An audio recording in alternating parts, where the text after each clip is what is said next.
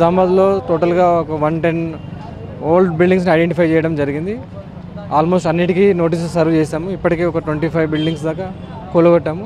కొన్ని కోర్టులో స్టేలో ఉన్నాయి, కొన్ని డిస్ప్యూట్స్ కొంత విల్లింగ్గా లేరు. సో వాళ్ళందరినీ మళ్ళీ కూడా మేము ఇంటిమేషన్ సెకండ్ నోటీస్ ఇచ్చేసి నెక్స్ట్ ఫర్దర్ యాక్షన్ తీసుకుంటాం.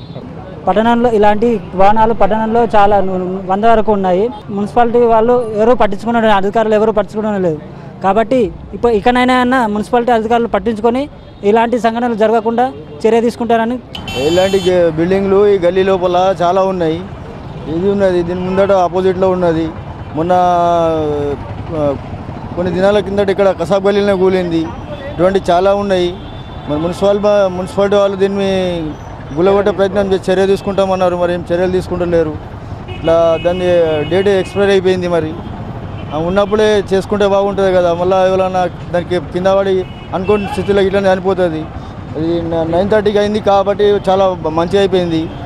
10:30 ఈ మధ్యలో అయితే ఇప్పుడు మొత్తం పబ్లిక్ మొత్తం ఇక్కడనే ఉండేవాళ్ళు, షాపింగ్కి వచ్చేవాళ్ళు కానీ, ఇంట్లో పని చేసేవాళ్ళు కానీ. పెద్ద మొత్తంలో అయితే అప్పుడు ప్రాబ్లమ్స్ పెద్ద వైపుతో ఉండే కదా, ప్రాణ నష్టాలు కానీ వేరే ఏమిటైనా. నా పేరు శేఖర్ సార్. ఇలాంటి నిజామాబాద్లో ఒక 100 వరకు ఉంటాయండి. ప్రొద్దున కూడా 9:30 జరిగింది. ప్రాణ నష్టం ఇక్కడ జరగలేదు. ఇలాంటి మున్సిపాలిటీ వాళ్ళు చర్య తీసుకొని సాధ్యమైనంత తొందరగా ప్రాణ నష్టం జరగకుండా చూసుకోండి.